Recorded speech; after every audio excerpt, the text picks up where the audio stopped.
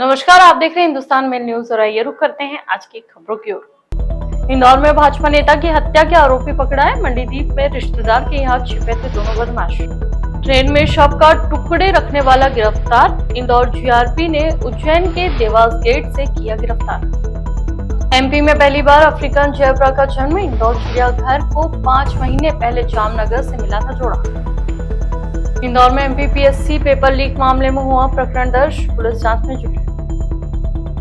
2 चोरों को crime branch ने पकड़ा। जेल से छूटने के बाद साथियों के साथ की चोरी की वारदात। यातायात सुधार के लिए प्रशासन द्वारा उठाए महत्वपूर्ण कदम। फुटपाथ में लगी दुकानों को हटाने के लिए दी समझाइश। इंदौर में बीजेपी नेता मोनू कल्याणी की हत्या के आरोपी पीयूष और अर्जुन को पुलिस ने सोमवार सुबह हिरासत में ले लिया है। उन्हें भोपाल के नजदीक मंडीदीप से पकड़ा गया है। वे यहां एक रिश्तेदार के घर छिपे थे। पुलिस दोपहर 12:30 बजे के बाद दोनों को लेकर इंदौर के एमआईजी थाने पहुंची। पुलिस का कहना है कि मोनू की हत्या के पीछे वर्चस्व की लड़ाई की बात सामने आ रही है। इस हत्याकांड के पर्दे के पीछे से भाजपा का एक और नेता शामिल है। वह मोनू के पार्टी में बढ़ते कष्ट से परेशान था। मोनू के मर्डर से पहले ही वह इंदौर से बाहर चला गया था। दोनों आरोपियों के साथ इस भाजपा नेता को भी डर था कि मोनू को नहीं मारा तो वह उन्हें मार देगा। पीयूष और अर्जुन को पकड़ने के लिए पुलिस लगातार दबिश दे रही थी। पुलिस ने मोनू की कॉल डिटेल भी खंगाली थी। इंदौर भोपाल रोड के टोल नाके पर दोनों बाइक से जाते दिखाई दिए थे। दोनों की आखिरी लोकेशन मंडीदीप के पास मिली थी। इसके बाद क्राइम ब्रांच ने दोनों की घेराबंदी कर ली थी। पुलिस मोनू द्वारा रविवार शाम निकाली जाने वाली भगवा यात्रा के एंगल पर भी जांच कर रही है। इसके लिए वहां कई दिनों से प्रचार कर रहा था। दरअसल मोनू ने बीते दिनों एक गैंगस्टर के धार्मिक यात्रा निकाले जाने के बाद से ही कहना शुरू कर दिया था कि वह इससे भी बड़ी यात्रा निकालेगा। इसी बात को लेकर गैंगस्टर से जुड़े भाजपा नेता और दूसरे लोग मोनू से चिढ़ गए थे। वे मोनू को यह यात्रा नहीं निकालने देना चाहते थे। इसके लिए लगातार उसे धमकी दे रहे थे। नहीं, वो घटना समय से हमारी टीमें लगी हुई थी और भोपाल की टीम को उसमें सफलता मिली हुई है। भोपाल टीम की अभिरक्षा में दोनों आरोपियों को लिया गया है। बाकी जो तथ्य सामने आ रहे हैं उन पर बेचना जारी है। कहाँ से गिरफ्तार हुए हैं? ये भोपाल से हुए हैं। हमारी जो इन्वेस्टिगेशन टीम है वो उनको पोजीशन में लेकर के बाकी विवेचना की कार्रवाई कर रही है। कहीं रिश्तेदार के छूटने की बात सामने आई है? नहीं, वो सारे चीजें देखी गई थी और वो गिरफ्तारी पत्रकों में उन सारी चीजों का उल्लेख किया जाएगा। बाकी अभी हमारी विवेचना की टीम जो है उसके पोजीशन में जैसे ही आते हैं तो बाकी तथ्यों को फिर मीडिया के पक्ष में लाया जाएगा। एमजी रोड पुलिस ने गिरफ्तार किया है या भोपाल टीम के सहयोग से गिरफ्तार हुई है? नहीं, सभी का सहयोग है। इंदौर पुलिस की टीम लगी हुई थी, उसमें से एमजी रोड की पुलिस की 3 टीमें बनाई गई थी और सभी का सहयोग उसमें शामिल है। रविवार को इंदौर की जीआरपी ने महिला की हत्या की गुत्थी सुलझा ली है, जिसके शरीर के टुकड़े इंदौर ऋषिकेश के 2 ट्रेन में मिले थे। हत्या का आरोपी एक 60 वर्षीय व्यक्ति है, जिसने रात भर महिला को पनाह देने के लिए उज्जैन स्थित अपने घर बुलाया। इसके बाद नशीला पदार्थ देकर रेप की कोशिश की। पुलिस ने आरोपी की पहचान कमलेश पटेल के रूप में की है, जो चोरी के कई मामलों में हिस्ट्री शीटर है। बता दें, आरोपी उज्जैन स्टेशन के पास देवास गेट पर ट्रैक के किनारे झुग्गियों में रहता था। जीआरपी इंस्पेक्टर संजय शुक्ला ने बताया कि उसने हत्या की बात कबूल कर ली है। शुक्ला ने बताया कि पटेल की मुखबधिर पत्नी आरती ने ही उसके खिलाफ गवाही दी थी। उसने इशारों में बताया था कि कैसे जब वह जागी तो उसने देखा कि पटेल उसके साथ बलात्कार करने की कोशिश कर रहा था। विरोध करने पर उसने बुरी तरह से पीटा और फिर रस्सी से गला घोट दिया। पुलिस का कहना है कि पटेल ने अपनी पत्नी को घर से बाहर बंद करने के बाद पीड़िता के शरीर को टुकड़ों में काटने में 4.5 घंटे लगा दिए। आरती ने जांचकर्ताओं को बताया कि पटेल की आदत थी कि वह स्टेशन पर बेघर महिलाओं को उठाकर घर लाता था, उसके सामने उनके साथ शारीरिक संबंध बनाता था। शुक्ला ने बताया कि पुलिस ने पीड़िता के कपड़े, उसकी घड़ी, चप्पल और उसके मोबाइल फोन की बैटरी, नींद की गोलियों का एक पैकेट, एक अन्य नया खरीदा हुआ धारदार कसाई का चाकू, संदिग्ध घर से लोहे के बोल्ट बरामद किए हैं। इस जघन्य अपराध की कड़ियां जोड़ते हुए पुलिस ने बताया कि पीड़िता 6 जून को अपने पति से झगड़ा होने के बाद गुस्से में घर से निकल गई थी। रविवार देर रात इंदौर के प्राणी संग्रहालय में खुशी आई है। इंदौर चिड़ियाघर में रविवार रात अफ्रीकन जेब्रा ने जन्म लिया। एक्सचेंज प्रोग्राम के तहत जामनगर से 5 महीने पहले जेब्रा का जोड़ा लाया गया था। बेबी जेब्रा पूरी तरह से स्वस्थ है। पर्यटक जल्द ही इसके दीदार कर सकेंगे। बता दें, इंदौर के कमला नेहरू प्राणी संग्रहालय प्रभारी डॉक्टर उत्तम यादव ने इसकी जानकारी देते हुए बताया कि 6 महीने पहले जामनगर से लाए गए प्रोग्राम एक्सचेंज के तहत अफ्रीकन मादा जेब्रा ने रविवार देर रात जेब्रा के बच्चे को जन्म दिया, जहां इस नए मेहमान के आने से इंदौर के प्राणी संग्रहालय में खुशी की लहर दौड़ गई है। वहीं फिलहाल जेब्रा का बच्चा मेल है या फीमेल, इसकी पुष्टि नहीं हो पाई है। गौरतलब है कि मध्य प्रदेश के सभी प्राणी संग्रहालय में इंदौर एकमात्र ऐसा प्राणी संग्रहालय है जहां पर अफ्रीकी प्रजाति का जेब्रा का जोड़ा है। चिड़ियाघर प्रभारी डॉक्टर उत्तम यादव के मुताबिक मादा जेब्रा इंदौर प्राणी संग्रहालय में आई थी, तभी वह गर्भवती थी। उन्होंने बताया कि जेब्रा प्रजाति के एनिमल अफ्रीकन प्रजाति का एक्सोटिक एनिमल है, जिसमें रात के 12 बजे बच्चे को जन्म दिया। हमारे लिए खुशी की बात है कि विदेशी प्रजाति के जेब्रा की ब्रीड यहाँ है और इससे हमारे एनिमल एक्सचेंज प्रोग्राम में काफी अच्छा फायदा मिलेगा, क्योंकि दर्शकों में जेब्रा की काफी डिमांड रहती है और आगे भी इसकी वंश वृद्धि हो, इसका पूरा ध्यान रखा जा रहा है। और जो बर्थ हुआ है वो बड़ा हमारे जू के लिए एक अच्छी खुशखबरी देने वाली है, चूँकि इनका गेस्टेशन पीरियड जो होता है करीब 11 से 12 महीने का होता है और 6 महीने इसको लाए हुए जामनगर से। जब लाए थे उसी समय इसका गेस्टेशन पीरियड चल रहा था और जिस तरह से इसका डेवलपमेंट चल रहा था, ये बात कहीं न कहीं हमको खबर दे रही थी कि इसका गेस्टेशन पीरियड चल रहा है और ब्रीड का बच्चा उसका होने वाला है। तो हम लोगों ने केयरिंग भी उसकी उसी लेवल से शुरू कर दी थी और एक एक्जोटिक स्पीसीज में कैप्टिविटी में ब्रीड करना या बर्थ होना अपने आप में एक बड़ी खुशी की बात है।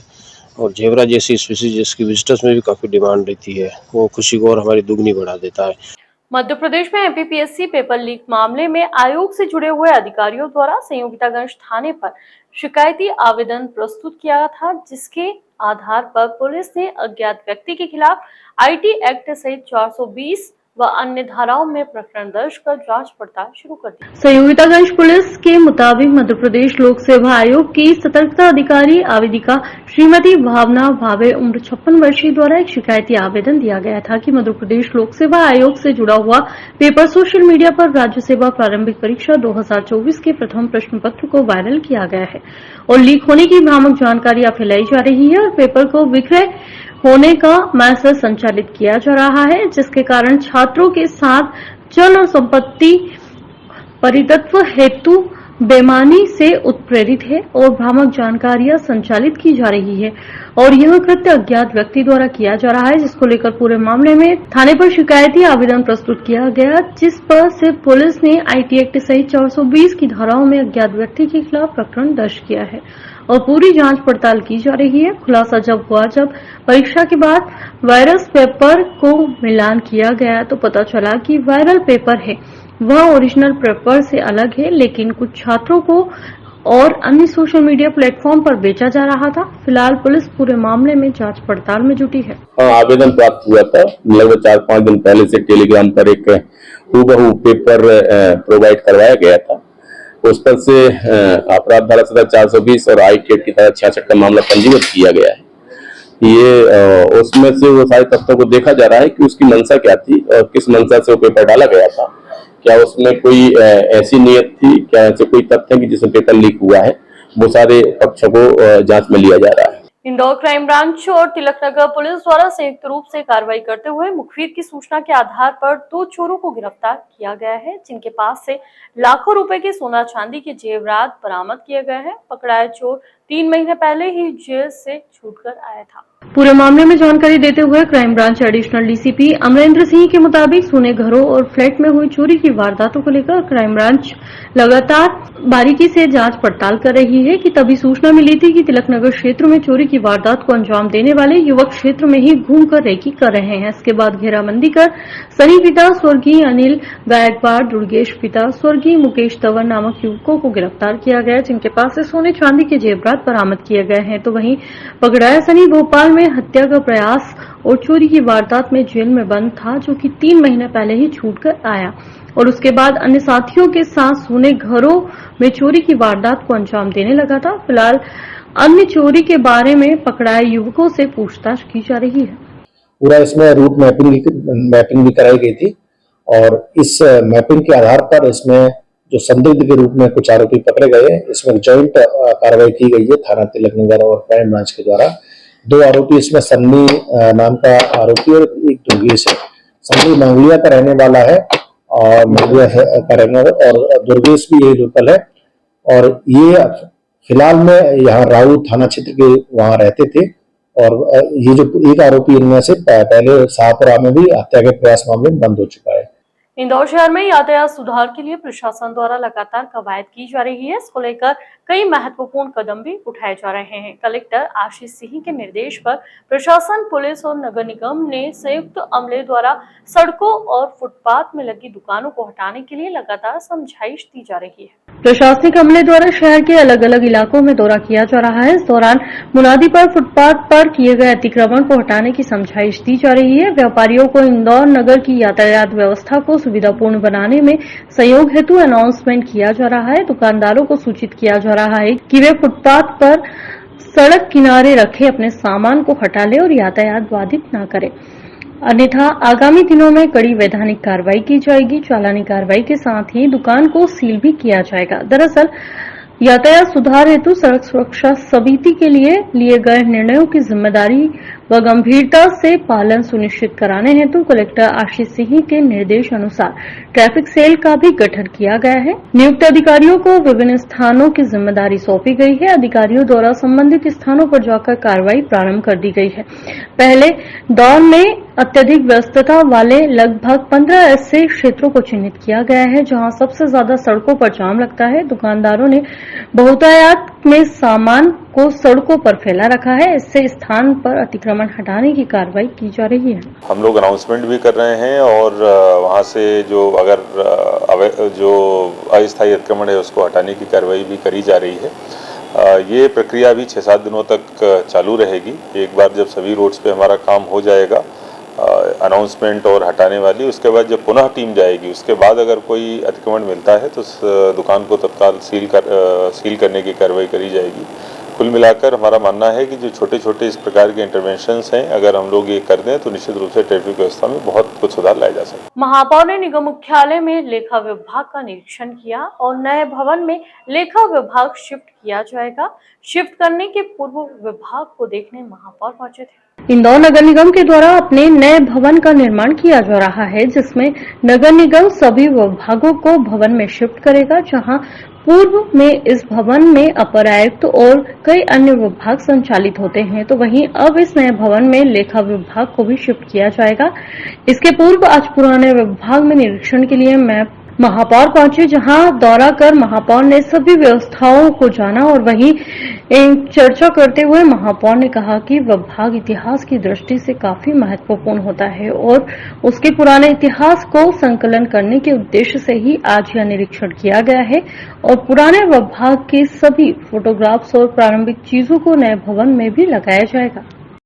किसी भी संस्थान के लिए और नगर निगम जैसी प्रतिष्ठित संस्थान जिसका अपना इतिहास है, विकास है, उसमें रिकॉर्ड कीपिंग का बहुत महत्व है।